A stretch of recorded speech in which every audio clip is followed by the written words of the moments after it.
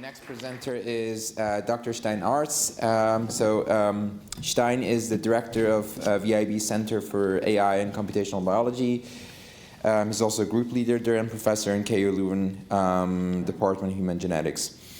His lab has been pioneering and developing machine learning and also computational tools for analysis of epigenetics data, and is a very diverse and multidisciplinary portfolio of research, combination of single-cell machine learning and high-throughput experimental approaches. We're happy to have you here, Stein. Yeah, there you are. Thank you so much, Mo. Thanks, everybody, for the opportunity to be here. It's really a pleasure to be in this conference and to present our work. So my lab is interested in deciphering the genomic regulatory code that underlies the spatial-temporal control of gene expression, all the genes in our genome ideally, and then all the cell types in an organism. And with the spectacular increase of resolution and scale of single-cell and spatial technologies, as here you can see some example in the whole fruit fly, in the mouse brain, in an orchid flower, in zebrafish development, we can start to dream, let's say, or envision having AI models that can generate such maps from the genome sequence. And ideally, from these models, we hope to explain how the regulatory systems work, where are the control sequences, enhancers and promoters, which transcription factors bind and recognize these, what is their cooperativity, who is activating, who is repressing, how do multiple regulatory regions, sometimes very distally, come together and determine the, let's say, transcriptional rate of every gene in the whole genome. And such models would, and of course, be very powerful to assess the impact of genetic variation, because we could change one nucleotide and pass it back through the model, and would also boost synthetic biology applications. Now, this image is, of course, a bit in the future, and it's interesting to think about. But we're already progressing as a field quite well, I think, particularly with models that are trained, let's say, locally on epigenomic tracks.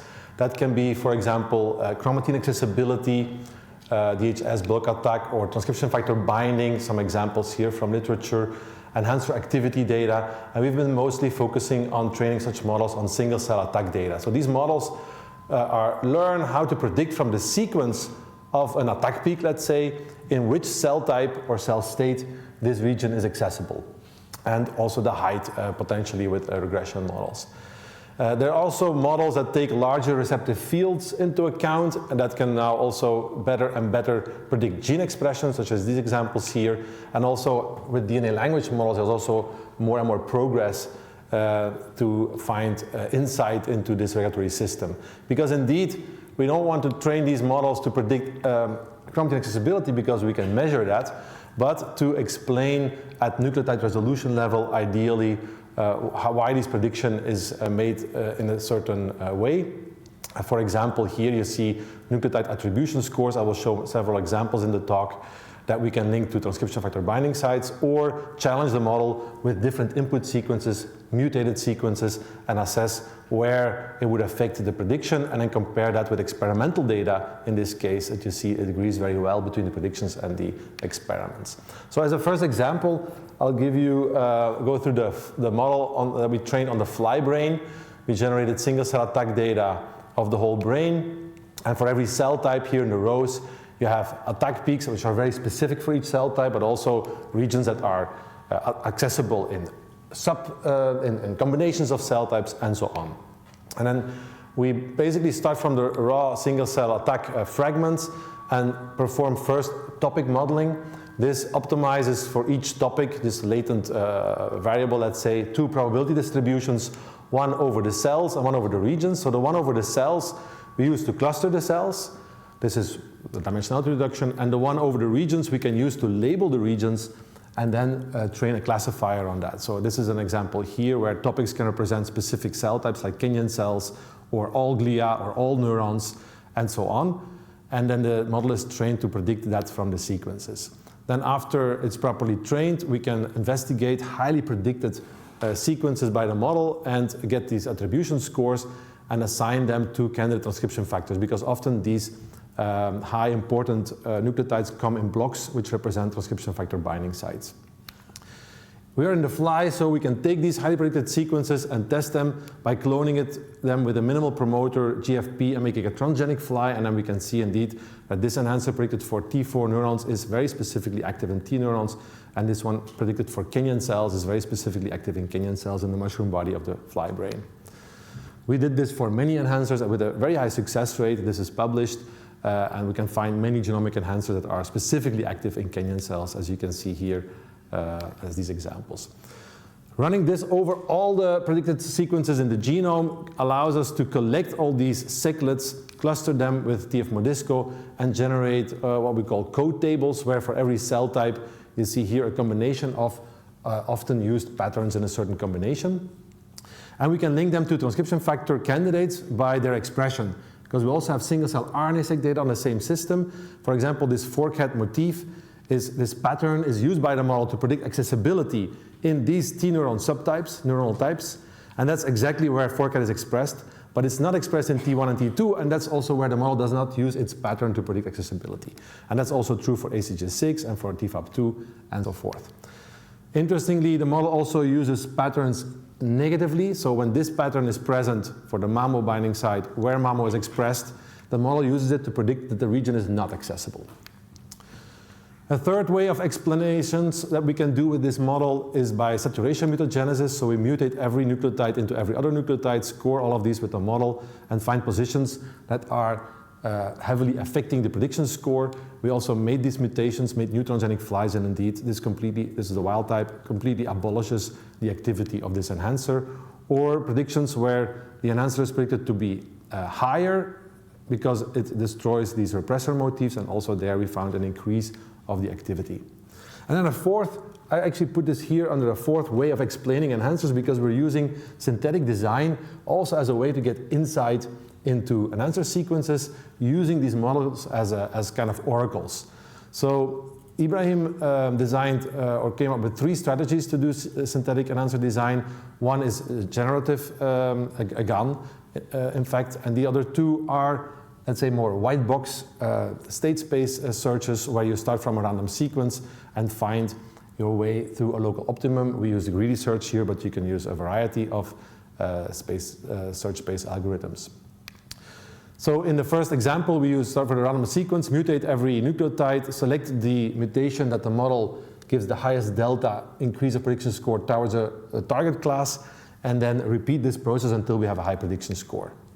We can do that over thousands of random sequences to begin with, and then have a population, and you see that almost, well, none of them, random sequences, have a high prediction score in the beginning, but as we make more and more mutations, after 10 mutations, we already arrive at very high prediction scores, as high as in the genome. And then these look like this. So a random sequence would often have a very low score and would have these repressor motifs present, while after 10 mutations, you see that these repressor motifs are gone and replaced by activator motifs. And in this case, for Kenyan cells, we find exactly those motifs back that we have in the code table of the genomic enhancers.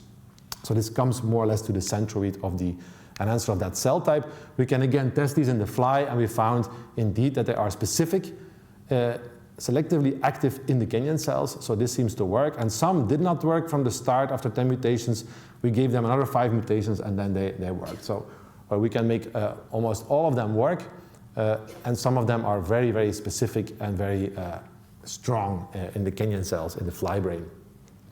We repeated this whole process for a second cell type, but now starting from the same random sequences. So this is interesting, because again, we can evolve them according to the model to another class. Now, pyramidal glial cells, completely different cell type.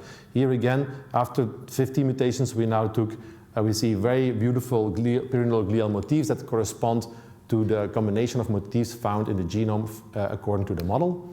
And in this case, also the enhancers worked in pyramidal glial cells, showing that the intervening sequences that the model here by attribution scores does not deem important, neither in Kenyan cells nor here are likely not contributing to this enhancer activity. A second strategy that is quite similar, but now not by point mutations, but by inserting motifs that we already get from the code table. We can put these motifs at every position of a random sequence and select the one with the highest prediction score, and then insert a second motif and so on. Doing this over thousands of sequences gives us distributions where we can see that the combination of these two motifs, MEF2 and ILS, gives a very high prediction score, and we can also investigate where they are located next to each other, what the models finds the best locations, finding 5 base pairs and 3 base pairs between the motifs as optimal spaces. That also led to some of these synthetic enhancers that we generated where the 3 motifs for MEF2, ILS, and 1-cut are very close together. And we also decided to cut out that sequence, and it actually also worked. So this is a way to design minimal enhancers of, in this case, only 41 nucleotides that drives the same expression pattern as the 500 base pair enhancer. So enhancers can be made only with motifs in this system at least. Coming back to these repressor motifs, they really work. So we did an experiment where we took this minimal enhancer that is beautifully active in Kenyan cells and asked the model to evolve it to not working anymore. So can the model choose mutations that destroys this enhancer without touching the 3 activator motifs? So these nucleotides are protected, and it can do that. It needs only 5 mutations to do that, 1, 2, 3, 4, 5, and each of them generates these repressor motifs. And now if we clone that enhancer and make a transgenic fly, it is no longer active. So in this case, we can really see that these repressor motifs, so if you have enough of them, can actually dominate over the activators, because the activators are present in the cell, the transcription factors are present, the motifs are there, but it's not activated. We went on with some more elaborate experiments also to use enhancers that are active and accessible in 2 cell types and evolve it to destroy one of them and to keep the other one. This has worked. And also to add cell types to one enhancer. So this one is active in the optic lobe here, and we can evolve it to keep that and to add a second cell type here, the Kenyan cells, and now it becomes also active in the Kenyan cells. So you can do a lot of interesting things here. A new thing we have made now is a software package called CRESTED. There's no preprint yet. We are still working on that. We still need a bit of time, but we already put it on GitHub. And the CRESTED Python package, you can do all the analysis from the raw single-cell attack data in the SCVerse framework. Then choose different architectures and different ways of regression or classification to train the model and to follow up with the insights into the logic and to do the enhancer design. And we called it after the great crested newt, which is an endemic species in Belgium. That's a salamander with attack peaks on its back. So that's why we like this name. We also took this package and models to a further test in an open challenge organized by the Allen Institute of Brain Science. And in fact, the CRESTED models had won the challenge. I won't talk about it here, but you can look at the preprint. Niklas from the lab has participated a lot in that. By the way, of course, as you can understand, this is also interesting for applications, because if we could make an optimal enhancer for a specific cell type and clone it with a transgene, package it, and deliver it, it could help in making gene therapy more specific and safe. And we actually have a project ongoing in the lab where we're optimizing the pipeline, starting from single cell data, modeling, CRESTED models, design, multiplex parallel reporter assays, and in vivo assays, to be selecting very specific enhancers potentially of interest for gene therapy. This CRESTED package and the models are now also more and more scalable. So Niklas managed to train models on the full mouse brain with 2.3 million cells. And you see here in the to compare the correlation between the actual height of the attack peaks and the predicted height, which correlates well, that this happens to be the case for the majority of the cell types here on the diagonal, and also off diagonal, where cell types are similar to each other in attack, also the model nicely finds this back. So these models seem to work well. He also trained a model on the full human brain, and now we can start, because human and mouse cortex, or human and mouse brain in general, have a lot of orthologous cell types, and so we can use the mouse model to score human sequences and the human model to score mouse sequences as well. Here's an example of that. In the CSF1R intron, there's a very famous enhancer called the FIRE enhancer, which is has an attack peak only in microglia. And this is an experimentally validated enhancer.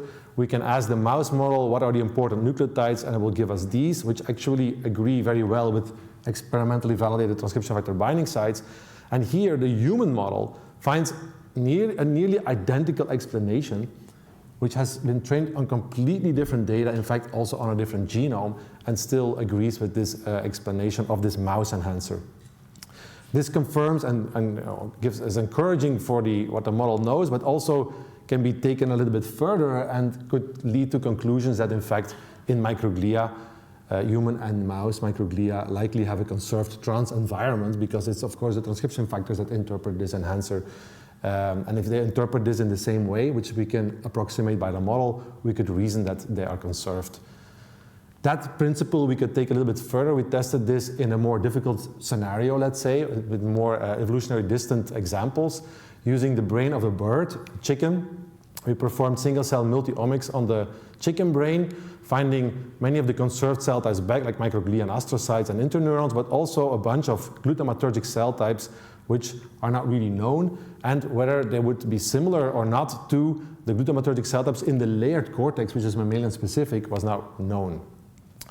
We performed spatial transcriptomics with StereoSeq, but also with NovaST. This is our in-house custom spatial transcriptomics platform, and managed to map these unknown glutamatergic cell types to specific locations in the chicken brain. So now we can take all these cell types, take the attack peaks, because it's multi-ohm data for each cell type, and score the sequences of the chicken attack peaks with the mouse model, and ask the mouse model what cell type would this be accessible in the mouse brain. Second approach, we can actually look at the attribution scores and calculate the correlation between the attribution score of a certain class in chicken with all the classes in mouse to see which one correlates best. So you see that the chicken astrocyte explanation correlates the highest with the mouse astrocyte correlation, microglia as well. But also for glutamatergic neurons, we find this cluster GLU7 that is most similar to the deep layer neurons in the mouse cortex, and GLU1, which is more similar to the upper layer, so it fell off L23 IT neurons. Thirdly, we can take the patterns across all enhancers and cluster the cell types here, human, mouse, and chicken, according to this pattern or this code table. Here again, the chicken cell types, you see these chickens here, fall inside clusters together with human and mouse, and again, the GLU1 is falling together with upper layer neurons, and GLU7 with deep layer neurons.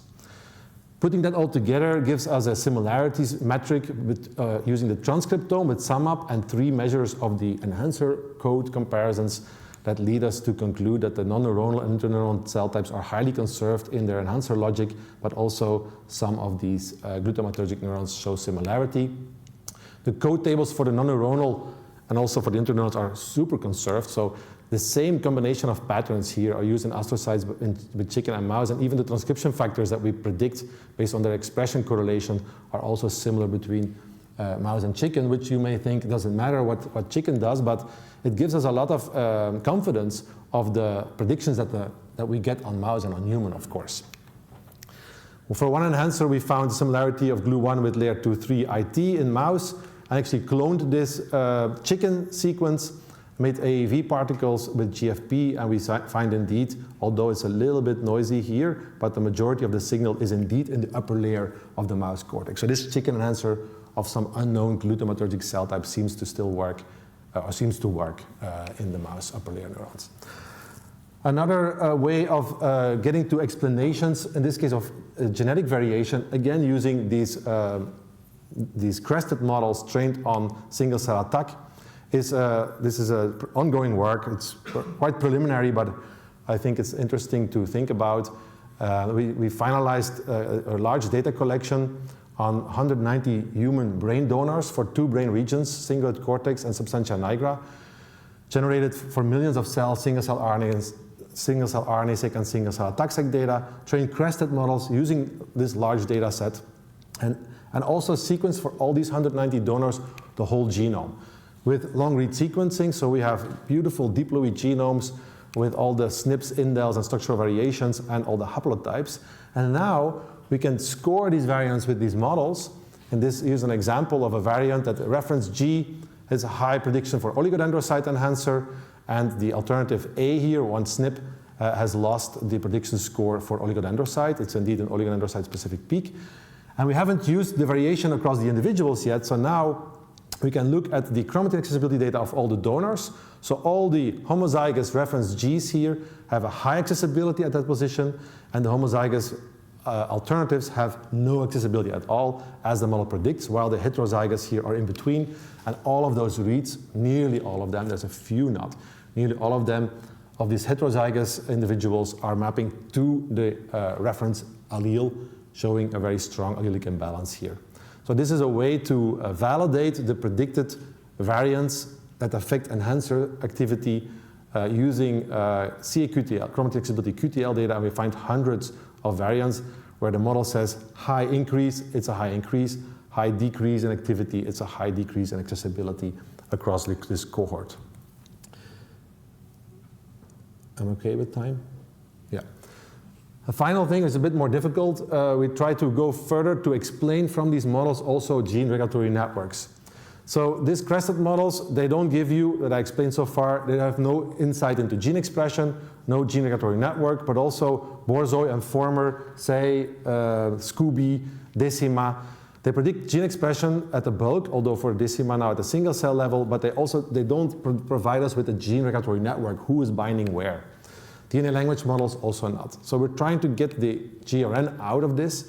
Gabriele is using all these models, types of models as a base, and then fine-tunes it using single-cell multi-ohm data to a more white box model. It's a combination of deep learning architecture, but it has some white box, let's say, parameters, namely a matrix of all the transcription factor weights to all the regions where they bind, and a weight for all the regions to which gene they may regulate. And so by this additive linear combination of transcription factor importances per enhancer and of region importances per gene, we try to predict the gene expression and the chromatin accessibility of every cell using the TF expression as input. And this model still has the capacity to go to the sequence, also the capacity to do perturbation predictions, because we can put a TF to 0 and pass it through the model. But it is also open because we can look which TF binds to which region according to the model. It's called Deep Scenic. I don't have time to go over all the validations. This will be in a preprint soon. But we can predict gene expression, chromatin accessibility, and also TF binding to regions, as well as region to gene accessibility and the most important TFs per cell type. I think Mo is alluding me to stop almost. So, and this seems to work. Just for the last few seconds, I wanted to briefly introduce our new center, VIB AI, which you alluded to in the introduction. So we are setting this up in Belgium as a 10th VIB Center. It's focused on AI in biology. And we're, of course, taking advantage of all the data, hardware, architectures, machine learning, to go more and more to causation from data and models, but still connected, as I showed also some examples, to the experiment. Minimally to the best predictions, but still very important, and bringing those experiments also in the loop. We are setting this up with 6 labs to begin with around central facilities of machine learning, data core, a shared wet lab where one can outsource their experiments. And we already have my group and our first new group, Joana Pereira. And I just wanted to say all of this because we have 4 group leader positions open. So please consider applying. And these are the affiliated PIs from VIB in other centers that are strong in computational biology, and we form a very new AI-driven community in Flanders, and you are very welcome to explore that through collaborations or even joining. Thank you so much. Thank you so much. No.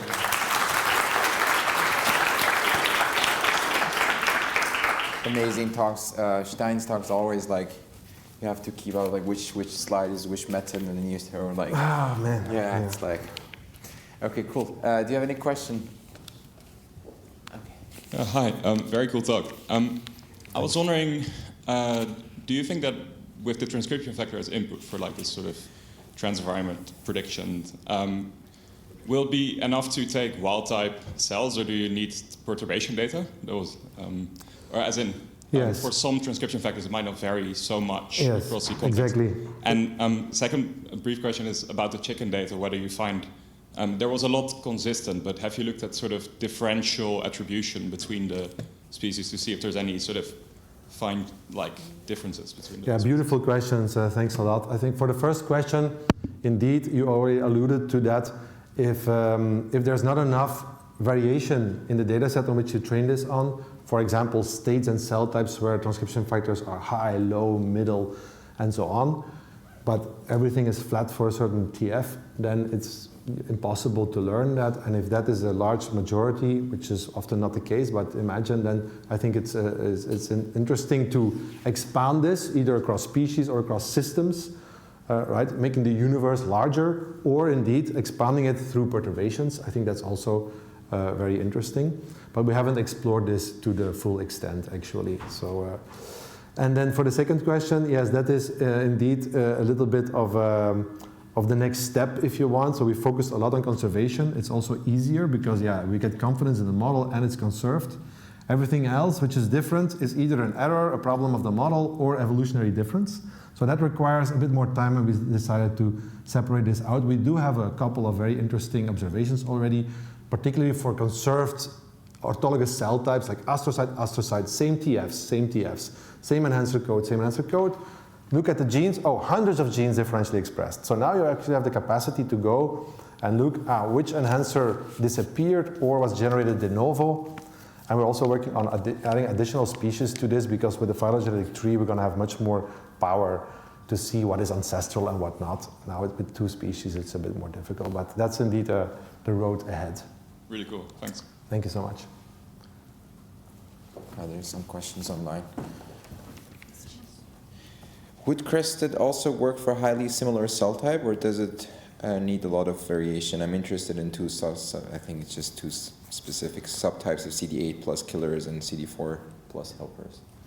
Yes, this is what I think computational biologists usually do every day, right? Trying to figure out where's the insight, how can I make it, what's my background model, what's the null model is in bioinformatics. It's the same problem. We do have some models which are trained on very similar cell states and still enable us to find nice differences. Yeah. But then it's often also interesting to use a second model where you have a bigger contrast and then combine the 2 models next to each other or cumulatively for the explainability. So I think this is the creativity of the researcher to... Yeah. I also have a question myself. So regarding the last work, I think you mentioned this work from Decima, from Gokchen, and then also Scooby from Julian. And I think they're like piggybacking on Borzoi and also Informer. They did benchmarking. And then I think the community at some point was like, maybe these models are not working, right? For like, they're not working, but basically not capturing really like, long-range interactions. And now we're trying to predict long-range. So this is basically a long-range prediction problem, right? When you're talking about cell type specific. So we're basically inheriting all of those problems because we're not fine-tuning them. I mean, we're fine-tuning, but we don't have enough data for that. Yes. So just, I think it's very open-ended, right? Yeah. I just wanted to hear your opinion and comment on like, is this the right direction, or like, whereas you here have one mechanistic model, you're trying to screen it? I agree, and this is what everybody now is trying to understand. So for long-range interactions and for variants that predict changes in expression, this was all not working so well, Informer and Borzoi. We took a bit of a different approach, rather than the transformer that is still used by Decima and Scooby, is that we consider all the regions that we take as input, all the attack peaks, let's say, or the regulatory regions, locally. So every sequence of 2 kb goes through the encoder from that embedding we use to predict TF binding and expression output. And we collect around, in 2 megabases, we collect those interesting regions, and we re-establish the enhancer to gene links by training that, because it didn't work so well in these models. I see. So we're trying to overcome that. Does this solve everything? Yeah, of course not. But this kind of diverges from those like Decima and it deviates from that because we throw away the attention of the enhancer to gene links because distally it's very difficult, and we collect them all in an array of regions and then see through which sequence embedding and where you are with a prior over the distance also. How can you, which ones do you combine to predict gene expression and train on that? And then see which ones have come out with the highest weight. I see. Whether the future and the community are, I think, working well together to find the right way of doing all this. I think it's very exciting. Right? So it's growing fast now. now. Yeah, awesome.